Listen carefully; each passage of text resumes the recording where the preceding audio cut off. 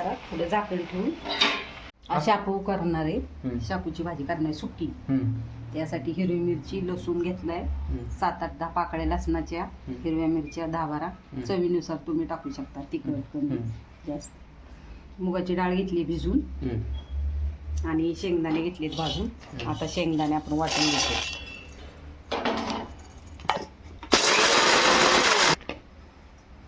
मिरची वाटून घेतली, जरा थोडी मोठीशी वाटायची. शेंगदाण्याचा कूट जरा थोडा मोठा करून घेतलाय. आता कढई तापायला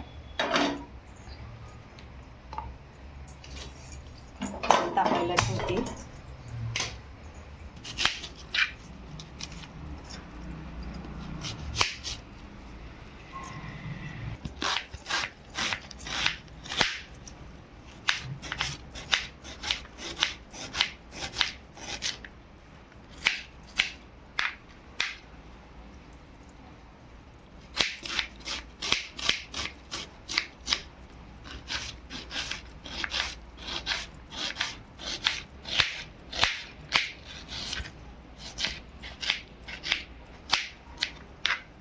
कढईत तेल, कढई तापली आपली. 2.5 चमचे तेल टाकलं कढईत. चिरून धुवून घेतलाय शापू, स्वच्छ धुतलाय त्याला. आता आपण कांदा टाकायचा.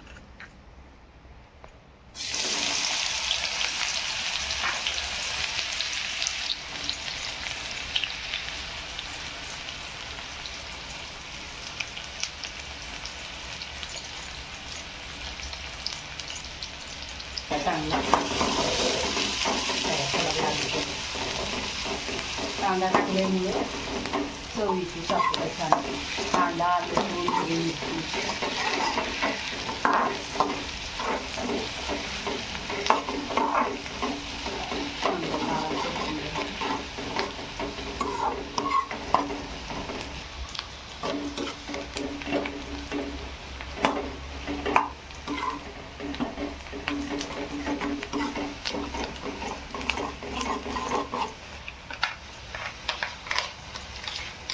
नाही लागलं पाहिजे असं जरा थोडा लालसर करायचा.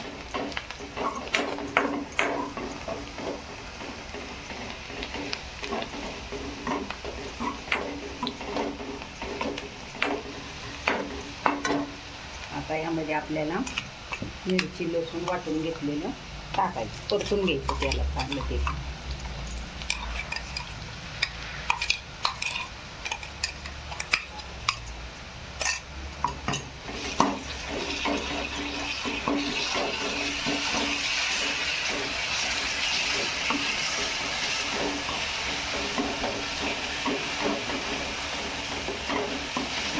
टाकायचं आपल्याला.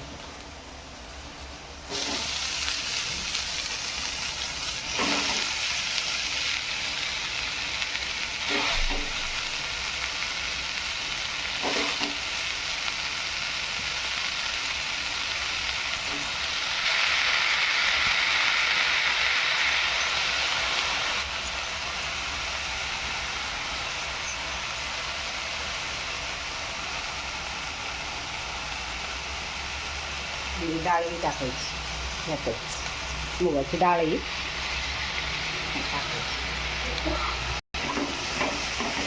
चांगलं परतून घ्यायचं.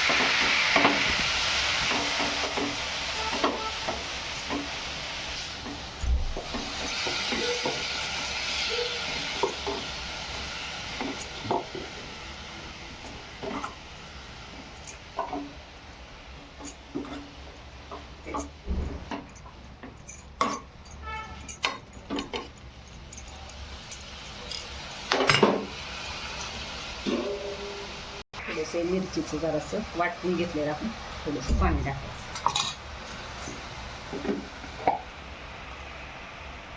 आणि चवीनुसार मीठ टाकायचं.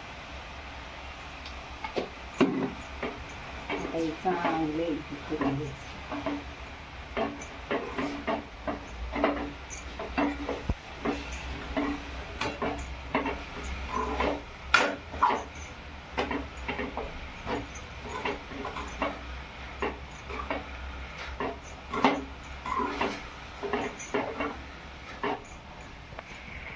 शिजायला किती वेळ लागलो?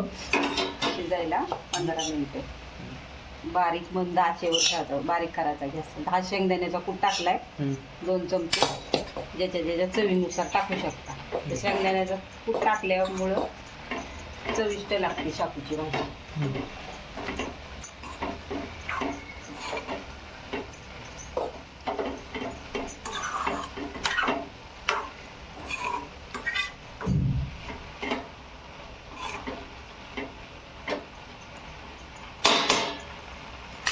आता जरा थोडं झाकण ठेवून जरा वाफून घेऊ.